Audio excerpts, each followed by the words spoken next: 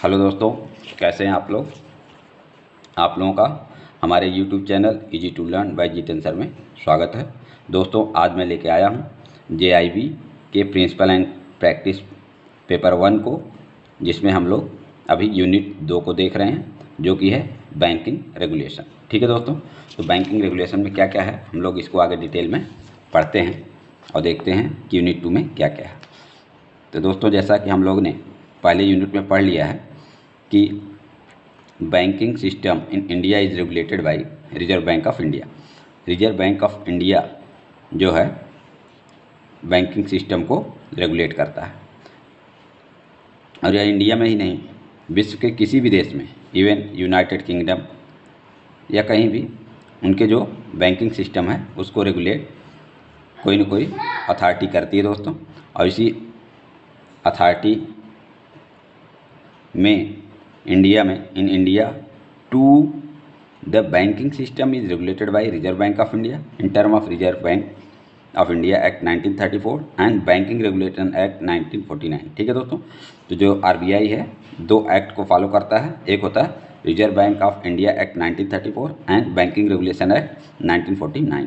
इन दोनों एक्ट को अपने रेगुलेटरी रूल्स में फॉलो करता है। ठीक दोस्तों, अब इसी के बाद अब ये रेगुलेशंस क्यों फॉलो किए जाते हैं दोस्तों, ये इसके लिए किए जाते हैं जिससे confidence of public in banking system, जो पब्लिक का कॉन्फिडेंस है बैंकिंग सिस्टम में बना रहे, उन्हें किसी तरह का डर ना हो कि भाई बैंक में अगर हम डिपॉजिट कर रहे हैं या बैंक से हम अगर पैसे ले रहे हैं तो किसी तरह का रिस्क है या डर है, ये सारी चीज़ें न रहे। इसके लिए बैंक जो है आरबीआई जो है 2 एक्ट, जो कि Reserve Bank of India act and banking regulation act है, उसको इम्प्लीमेंट करता है सभी बैंकों के ऊपर। The financial system deals with the people's money and it is necessary to generate, maintain और promote the confidence and trust of the people in the banking system. ठीक है दोस्तों, ये आप समझ गए हैं, क्योंकि ये जो फाइनेंशियल सिस्टम है ये किससे डील कर रहा है, ये पब्लिक के पैसों से डील कर रहा है, पब्लिक की मनी है। इसलिए इसमें करना क्या है, इसमें लोगों का फ़ैथ बना रहे, ट्रस्ट बना रहे, इसके लिए ये सारे रूल लगाए गए हैं। Great care by preventing and curbing all possibilities of misuse and even imprudence of the player of the financial system, कि उसमें ऐसा कोई लूप होल न रह जाए जिससे उनके पैसों का मिसयूज हो या उन्हें किसी तरह का डर रहे या मिसहैपनिंग हो जाए, इन सब चीज़ों से बचाता है।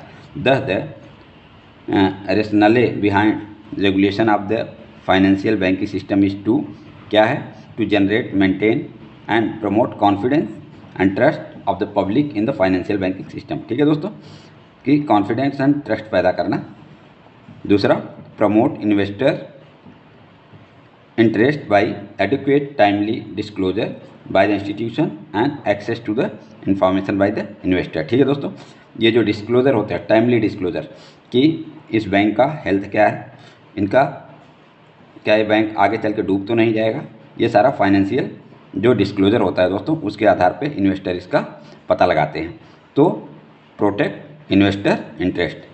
तीसरा है दोस्तों, to ensure that financial market are both fair and efficient, ये इंश्योर करना कि जो फाइनेंशियल मार्केट है हमारा वो फेयर है और इफिशिएंट है।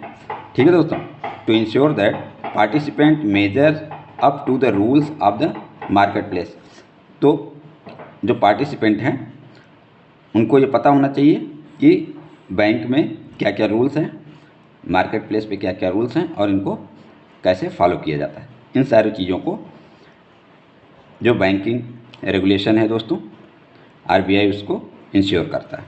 In India which is a developing country, the role of banking regulator as also of the security market regulator, securities and exchange board of India, SEBI, ठीक है दोस्तों, is more crucial in achieving the aforesaid objective of a stable banking financial system. RBI has the added responsibility to smoothen and aid the process of economic development of the country via the banking system in tune with the national economic policy। ठीक है दोस्तों, तो national economic policy के द्वारा ही RBI जो है ये ensure करता है। इससे क्या होता है दोस्तों, इससे देश के इकोनॉमी में ग्रोथ होता है और लोगों का कॉन्फिडेंस बना रहता है। आरबीआई कॉन्स्टिट्यूशन एंड ऑब्जेक्टिव, जो आरबीआई है दोस्तों इसका कॉन्स्टिट्यूशन और ऑब्जेक्टिव क्या है इसके बारे में हम लोग देखते हैं। The reserve Bank of India was constituted under reserve Bank of India act 1934। ये आरबीआई जो है कैसे कॉन्स्टिट्यूट किया गया दोस्तों, ये आरबीआई एक्ट 1934 के अंदर इसका कॉन्स्टिट्यूशन किया गया। Started functioning with affect from, कब से काम कर रहा है, 1 अप्रैल 1935 से। देखें दोस्तों एक्ट कब आया था 1934 में, और ये काम करना कब शुरू किया 1 अप्रैल 1935। ठीक है दोस्तों, एक क्वेश्चन ही बनता है। RBI is oldest among the central bank operating in developing country. ठीक है दोस्तों, जो आरबीआई है ये जो है one of the oldest bank in developing country.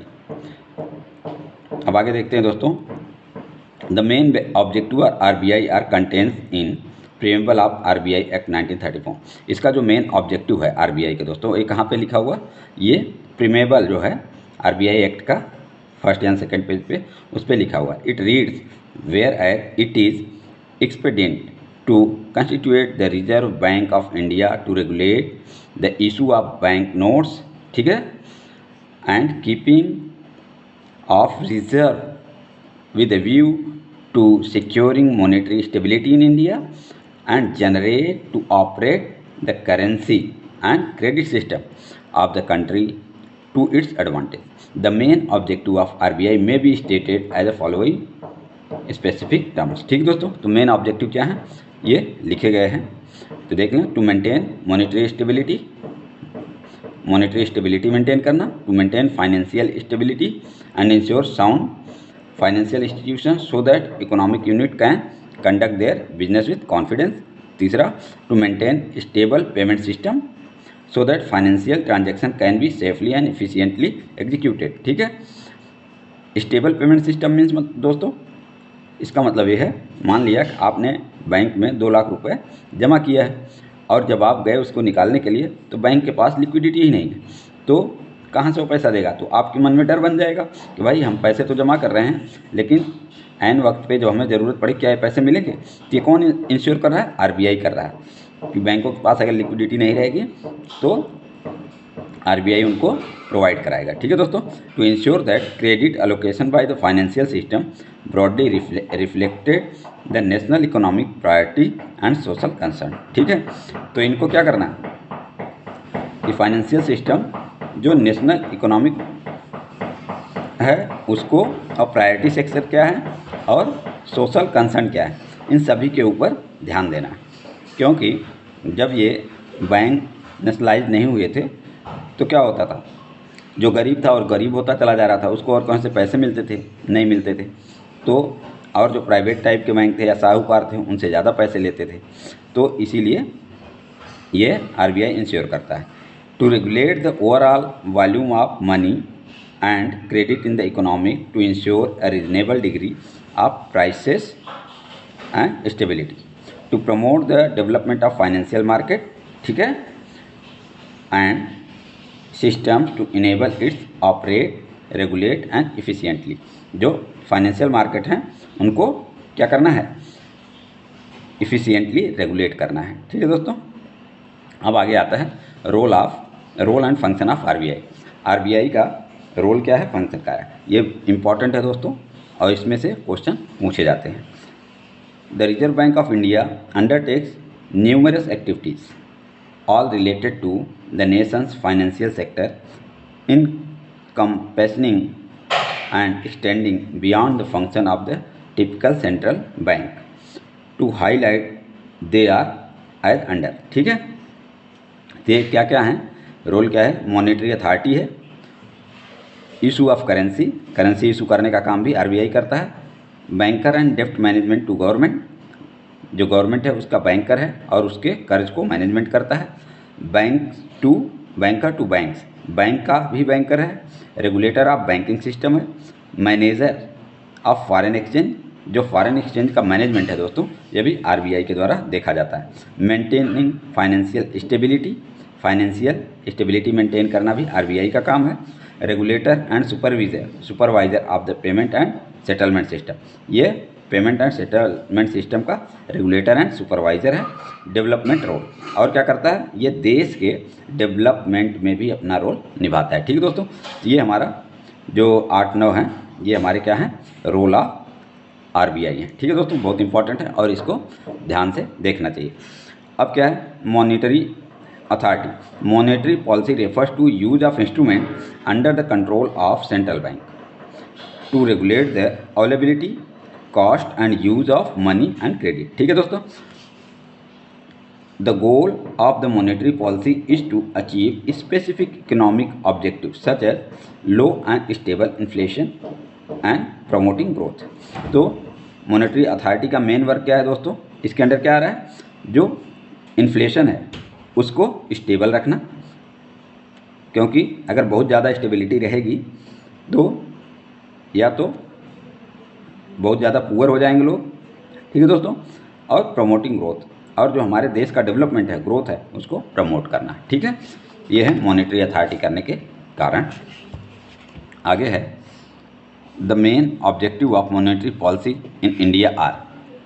तो जो मेन ऑब्जेक्टिव है इसका, मेंटेनिंग प्राइस स्टेबिलिटी। ठीक है दोस्तों, प्राइस में स्टेबिलिटी होना ज़रूरी है और उसको मेंटेन करता है। Ensure adequate flow of credit to the productive sector, जो हमारे प्रोडक्टिव सेक्टर हैं उनको एडिक्वेट क्रेडिट, उनको जो ज़रूरत है उतना क्रेडिट प्रोवाइड करना of the economy to support economic growth. ठीक है दोस्तों, क्योंकि जो प्रोडक्टिव सेक्टर हैं वही जो है हमारे इकोनॉमिक के ग्रोथ में फ़ायदा पहुंचाते हैं, इसलिए उनको जो क्रेडिट की रिक्वायरमेंट है उसको इसके द्वारा पूरा किया जाता है। तीसरा है दोस्तों फाइनेंशियल स्टेबिलिटी। ठीक है, यहाँ पे देखें प्राइस स्टेबिलिटी और यहाँ पे था फाइनेंशियल स्टेबिलिटी, ये दोनों मेंटेन करता है किसके द्वारा, मॉनेटरी पॉलिसी के द्वारा। In order to achieve this objective RBI framework is based on the multiple indicator approach. This means that RBI monitors and analyzes the movement of a number of indicators including interest rate, inflation rate, money supply, credit, exchange rate। ठीक है दोस्तों, इन सब के द्वारा, अब देखें interest rate को, inflation rate को, मनी सप्लाई को, ठीक है, इन सब के द्वारा ये ऑब्जेक्टिव है किसका, आरबीआई के मॉनेटरी पॉलिसी जो बनती है उसका ऑब्जेक्टिव है इन सबको कंट्रोल करना। अगर ये कंट्रोल नहीं करेगा तो क्या होगा, स्टेबिलिटी नहीं रहेगी, जिससे प्रॉब्लम आ जाएगा, कोई हमारे कंट्री पे विश्वास नहीं करेगा। ठीक है दोस्तों, तो RBI uses several direct and indirect instrument in the formulation and implementation of monetary policy. ठीक है, तो आरबीआई क्या करता है इसके लिए, several direct and indirect instrument in the formulation of implementation of monetary policy. इसके लिए क्या करता है, जैसे बैंक रेट है और क्या है, CRR है, SLR है, इन सब के द्वारा ये इंस्ट्रूमेंट हैं, ये मॉनेटरी पॉलिसी को मेंटेन करता है। ठीक है दोस्तों, अब आता है अभी जो हमने पढ़ा डायरेक्ट एंड इनडायरेक्ट इंस्ट्रूमेंट। जो डायरेक्ट इंस्ट्रूमेंट है उसमें क्या है, हम जो बता रहे थे आपको, कैश रिजर्व रेशियो, ये है डायरेक्ट इंस्ट्रूमेंट। इसमें क्या है देखें, the reserve bank traditionally relied on the direct instrument of monetary control such as cash reserve ratio. यह एक जो net demand and time liability होता है दोस्तों, उसका कुछ परसेंटेज जो है बैंक CRR और SLR के तौर पे आरबीआई के पास रखता है, जिससे कि बैंक में लिक्विडिटी में कोई प्रॉब्लम ना हो। ठीक है दोस्तों, तो इस तरह से आगे है penalty for non maintaining of CRR। अब जो पॉलिसी बनी है दोस्तों उसमें कहा गया है कि भाई CRR इतना % होना है, SLR इतना % होता है, बैंक रेट इतना होना है। अगर कोई आदमी, कोई बैंक ये CRR या SLR मेंटेन नहीं कर पा रहा है, कोई भी इंस्टीट्यूशन, तो उसको पेनाल्टी भी लगाती है। तो दोस्तों in case of default in maintenance of CRR by schedule commercial bank, SCB मतलब होता है दोस्तों schedule commercial bank, penal interest is charge as under, तो उसके ऊपर पेनल इंटरेस्ट लगाया जाता है। In case of default in maintenance of CRR requirement on a daily basis which is presently 95% of total CRR requirement. ठीक है दोस्तों, जो भी CRR है नेट डिमांड टाइप लाइबिलिटी का, उसका डेली 95% एटलीस्ट मेंटेन करना है। ठीक है दोस्तों, 95% से कम नहीं होना। तो penal interest will be levied for that day at the rate of 3% per annum above the bank rate. ठीक दोस्तों, यहाँ देखें तो जो CRR मेंटेन नहीं करेगा 95% मेंटेन करना है, और जिस दिन नहीं किया उस दिन क्या लगेगा 3% more than bank rate. Bank rate जो होगा उससे 3% एक्स्ट्रा इस पर पेनल इंटरेस्ट लगाया जाएगा। ठीक है दोस्तों, तो बहुत ज़रूरी चीज़ें हैं दोस्तों, इसको ध्यान देना चाहिए कि CRR मेंटेन करना ज़रूरी है जो प्रेस्क्राइब किया जाता है टाइम टू टाइम, और उसको अगर मेंटेन नहीं किया तो बैंक रेट से 3% ज़्यादा पेनल इंटरेस्ट लगेगा। ठीक है,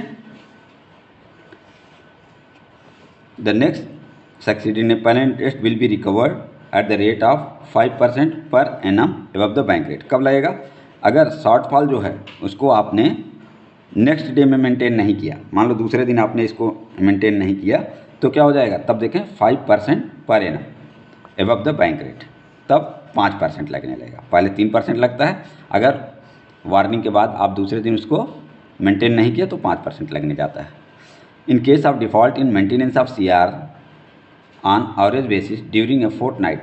ठीक है दोस्तों, जो फोर्टनाइट मतलब 15 दिन, penal interest will be levied as envisaged in sub section 3 section 42 of Reserve Bank of India act 1934। ठीक है दोस्तों, तो आपको इसमें इंपॉर्टेंट क्या है कि CRR एक परसेंटेज होता है, मिनिमम परसेंटेज, उसको मेंटेन करना होता है। अगर मेंटेन नहीं किए तो क्या होगा?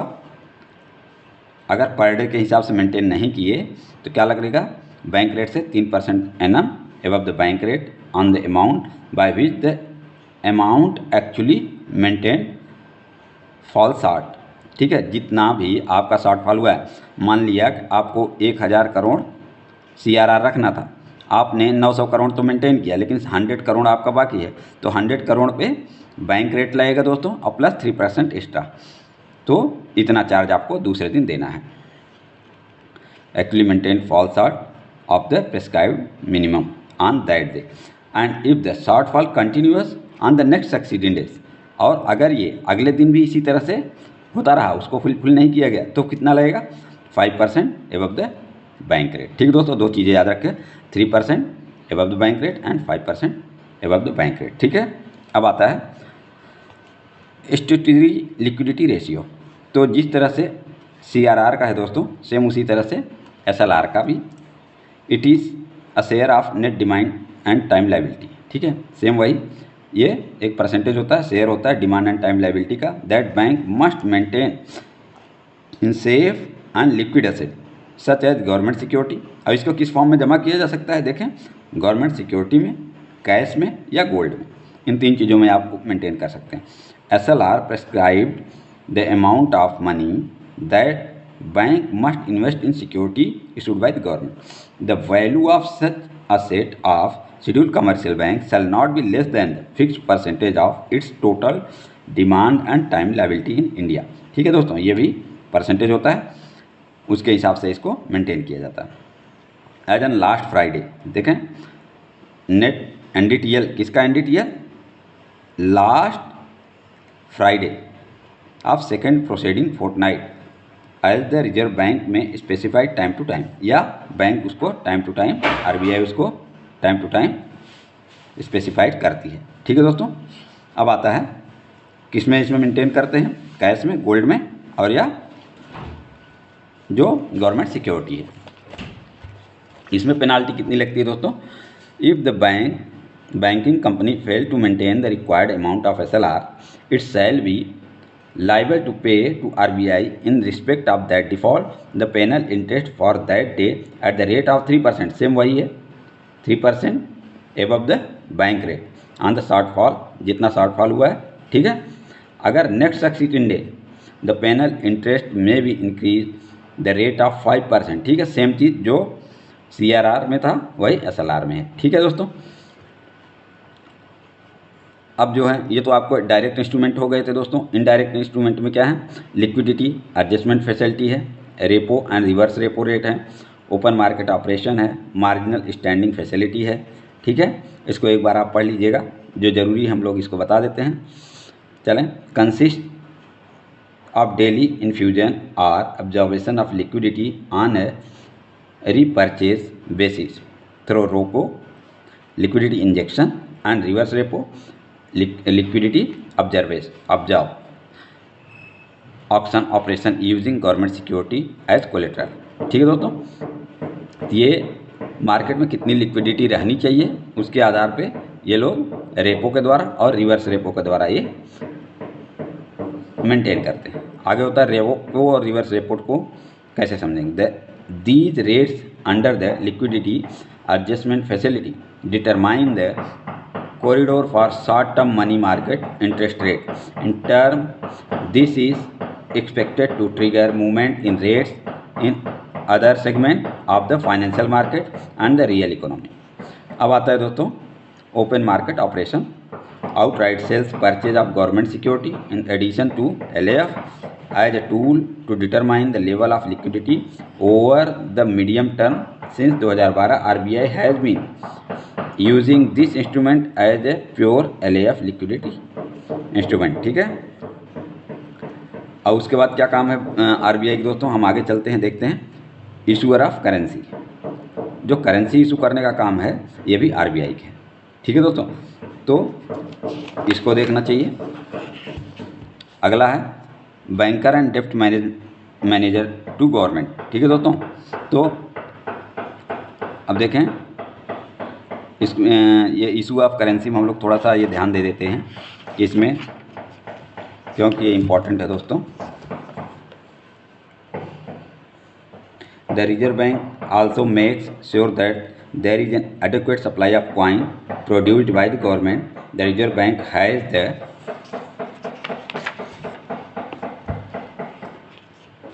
Authority to issue note up to value of ₹10,000। 10,000 रुपये तक के नोट इशू करने का अधिकार है गवर्नमेंट पास। As an anti counterfeit measure the RBI takes initiative in upgrading the security features of the bank note. अब बीच बीच में क्या करता है, सिक्योरिटी फीचर्स जो होते हैं उसको अपग्रेड करता रहता है। Coins in circulation at present are in, देखिए दोस्तों 50 पैसे, 1 रुपये, 2 रुपये, 5 रुपये, 10 रुपये। And notes in circulation are denomination 5, 10, 20। ठीक है दोस्तों, एज पर अब ये 1000 वाला बंद हो गया है दोस्तों, तो 2000 का इसमें ऐड कर लीजिए। As per Indian coin act, rupee coin act 1 and above can be issued to pay settle for any sum, whereas 50 paisa coin can be use to pay settle any sum not exceeding 10 rupees. अगर 50 पैसे हैं दोस्तों तो ये 10 रुपये से ज़्यादा इसको नहीं दिया जा सकता। ठीक है, तो इसको ध्यान देना है।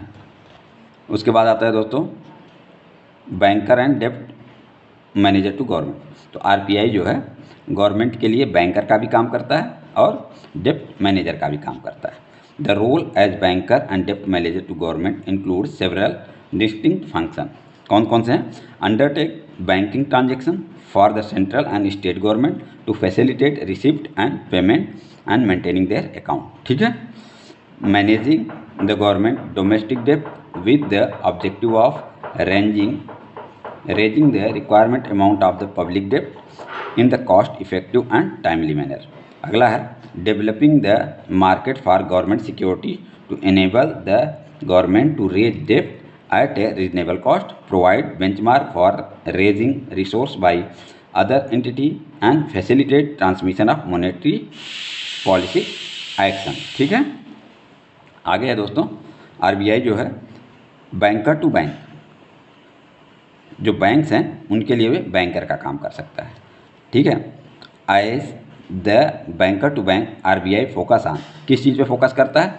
Enabling smooth swift and seamless clearing and settlement of interbank obligation, providing an efficient means of fund transfer for the bank, enabling banks to maintain their account with its purpose of statutory reserve requirement, acting as a lender of last resort। तो ये चारों चीज़ें जो हैं bankers to bank के तौर पे काम करता है। ठीक है दोस्तों, इसी तरह से अब हम देखेंगे RBI का रेगुलेटरी रोल क्या है। एज द नेशन तो आरबीआई का रेगुलेटरी रोल है दोस्तों, as the nation banking regulator the reserve Bank perform various function such as licensing, prescribing capital requirement, monitoring, governance, setting prudential regulation to ensure solvency and liquidity of the bank. ठीक है दोस्तों, तो RBI जो है as a regulator क्या क्या करता है, वो लाइसेंस देना उसका काम है, और जो लैंडिंग के लिए प्रायोरिटी सेक्टर्स हैं उनको भी इंडिकेट करना आरबीआई का काम है। रेगुलेटिंग इंटरेस्ट रेट, जो स्पेसिफिक एरिया हैं या प्रायोरिटी सेक्शन हैं उन पे इंटरेस्ट रेट क्या होगा उस पर भी ध्यान देना है। तो ये सारे रोल जो हैं उसका रेगुलेटरी रोल के तौर पे किए जाते हैं। ठीक दोस्तों, the board for financial supervision oversee the reserve bank regulatory and supervisory responsibility. ये जो बोर्ड है, कौन सा बोर्ड है, फाइनेंशियल सुपरविजन ओवरसीज, जो रिजर्व बैंक का ये बोर्ड है, ये जो है रेगुलेटरी एंड सुपरवाइजरी के लिए रिस्पॉन्सिबल है। Corporate governance, the reserve bank policy objective is to ensure high quality corporate governance in bank. It मतलब जो बैंक है वो हाई क्वालिटी का जो कॉर्पोरेट गवर्नेंस जो है मेंटेन करे। It has issued guidelines stipulated fit and proper criteria for director of the bank. जो डायरेक्टर हैं वो कैसे होने चाहिए, उनकी क्या क्वालिफिकेशन होनी चाहिए, ये सारी चीज़ें फिट एंड प्रॉपर क्राइटेरिया ये कौन इशू करेगा, RBI. In term of the guidelines a majority of the director of the bank are required to have specific knowledge. जो मेजोरिटी जो डायरेक्टर हैं, मेजोरिटी ऑफ डायरेक्टर, उनको कुछ ना कुछ स्पेसिफिक नॉलेज होना चाहिए और प्रैक्टिकल एक्सपीरियंस, या तो प्रैक्टिकल एक्सपीरियंस होना चाहिए in various relevant area. The reserve bank also has power to appoint additional director on the board of banking company. ठीक है दोस्तों, आरबीआई के पास ये भी पावर है कि वो एडिशनल डायरेक्टर भी अपॉइंट कर सकता है। आगे है दोस्तों मैनेजर टू फॉरेन एक्सचेंज। तो जो फॉरेन एक्सचेंज है दोस्तों, इसको कंट्रोल या रेगुलेट कौन कर रहा है, आरबीआई करता है। तो इसमें क्या है देखें इसको, regulating transaction related to the external sector and facilitating to development of the foreign exchange market. जो फॉरेन एक्सचेंज मार्केट है उसके डेवलपमेंट का भी काम किसका है, RBI. Ensuring smooth conduct and orderly condition in the domestic foreign exchange market, managing the foreign currency asset and gold reserve of the country. ठीक है दोस्तों, ये इंपॉर्टेंट पॉइंट है तीनों, maintaining foreign currency asset and gold reserve of the country. तो इस तरह से बैंक जो है आरबीआई ये सारे काम करता है दोस्तों। अब आता है, ये आपको पता है, maintaining financial stability. Financial stability में देखें, the departmental role of activity, conduct of micro prudential surveillance of the financial system on an ongoing basis, developing model for assessing financial stability in going forward, preparation of half yearly financial stability report भी prepare करना इसका काम है। ठीक है दोस्तों, अब आता है कंट्री के डेवलपमेंट रोल में आरबीआई का क्या इंपॉर्टेंस है। Development role of RBI include ensuring credit availability to the productive sector. जैसा कि हमने पहले भी डिस्कस किया था, जो हमारे प्रोडक्टिव सेक्टर हैं, जो हमारे देश को आगे ले जाने में मदद करते हैं, उनको कुछ एसेट की ज़रूरत पड़ती है, क्रेडिट की ज़रूरत पड़ती है, तो कहाँ से मिलेगा, तो उनके लिए आरबीआई जो है व्यवस्था करती है। Establishing institute designing to build the country. ठीक है, ये हम बता दिए। आगे है, over the year the reserve bank has added new institution as the economy has evolve, some of the institution established by RBI include.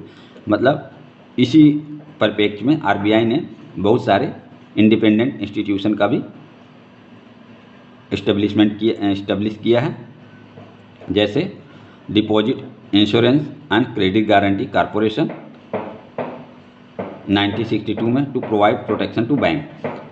जो बैंक के डिपॉजिटर हैं उनके लिए भी इन्होंने इस संस्था का deposit insurance and credit guarantee corporation बनाया था दोस्तों, जिससे लोग अपना पैसा जमा किए हैं, बैंक डूबने की दशा में उन्हें कुछ ना कुछ पैसा मिल सके। पहले कितना दोस्तों 1 लाख था, अभी क्या हो गया 5 लाख हो गया है। उससे ज़्यादा के लिए बैंक जिम्मेदार नहीं है। ठीक है दोस्तों। Unit trust of India UTI 1964 में the first mutual fund of the country ये बनाया गया था। तो यूटीआई जो है अब एक्सिस बैंक का ये बन गया है दोस्तों। इंडस्ट्रियल डेवलपमेंट बैंक 1964 में जो फाइनेंस इंस्टीट्यूशन इंडस्ट्री के लिए जो डेवलपमेंट का कार्य करेगा दोस्तों। और NABARD national bank for agriculture and rural development, NABARD जो कि रूरल एरिया के डेवलपमेंट में अपना योगदान देता है दोस्तों। और ये रेगुलेटर है आरआरबी इसका, रीजनल रूरल बैंक का भी रेगुलेशन इसी के हाथ में रहता है।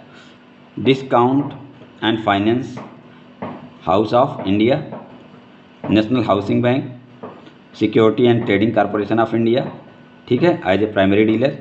ये सारी चीज़ें बैंक जो है आरबीआई जो है डेवलपमेंटल रोल के रूप में इंस्टीट्यूशन बनाए हैं। उसके बाद एक लीड बैंक स्कीम आई थी दोस्तों कि एक बैंक हर जगह परफॉर्म नहीं कर सकती, तो उसके लिए सेंट्रल बैंक ने मतलब आरबीआई ने कमर्शियल बैंकों में ये डिसाइड किया कि हर डिस्ट्रिक्ट के लिए, हर स्टेट के लिए एक लीड बैंक होगा जो कि और सारे बैंक के लिए रिपोर्टिंग में या कोई भी इम्प्लीमेंटेशन करने में रिस्पॉन्सिबल होगा। तो लीड बैंक स्कीम जो है दोस्तों आज भी चल रही है, जिसके तहत हम लोगों के यहाँ जो एलडीएम डिप्यूट किए जाते हैं वो लोग जो गवर्नमेंट के प्रायोरिटी सेक्टर लैंडिंग या गवर्नमेंट स्पॉन्सर्ड स्कीम है उनका लाइसेंस बना के काम करने के लिए बनाया गया है। ठीक है दोस्तों। अब आता है लास्ट दोस्तों रेगुलेटरी रिस्ट्रिक्शंस ऑन लैंडिंग। जो बैंक हैं वो लैंडिंग तो कर ही रहे हैं दोस्तों, लेकिन इनके पास कुछ रिस्ट्रिक्शंस भी हैं। और वो रेगुलेटरी रिस्ट्रिक्शन क्या क्या हैं उसके बारे में हम लोग देखते हैं। There are certain regulatory restriction on lending by the bank in term of RBI directives और the banking regulation act 1949. No advances or loan can be granted against the security of bank's own shares. ठीक है दोस्तों, bank के own share पे कभी भी advance नहीं grant किया जाएगा। Partially paid a share of company. No bank can hold shares in a company. Bank जो है कंपनी में कोई शेयर नहीं होल्ड कर सकती। एज प्लेज और mortgage in excess of limit 30% of paid up capital of the company. ठीक है, 30% से ज़्यादा ये लोग नहीं कर सकते। आगे है in the management of which managing director और manager of a bank is interested. ठीक है, bank aggregate investment in shares, certificate of deposit, bonds should not exceed the limit of 40% of bank net own fund. जो bank है दोस्तों share में, CDs में, bond में 40% से ज़्यादा इन्वेस्ट नहीं कर सकती। ठीक है दोस्तों, किसका? बैंक नेट ओन फंड का, जो प्रीवियस ईयर का नेट ओन फंड होगा उसका 40% से ज़्यादा नहीं इन्वेस्ट कर सकती। No bank should grant loan against CD, Indian depository receipt. ठीक है, bank should desist from sanctioning loan against FD issued by other bank. Bank जो है जो अदर बैंक के एफडीज हैं उसके ऊपर भी लोन नहीं देंगे। Bank should adhere to RBI guidelines relating to the level of credit margin and interest rate etc. जो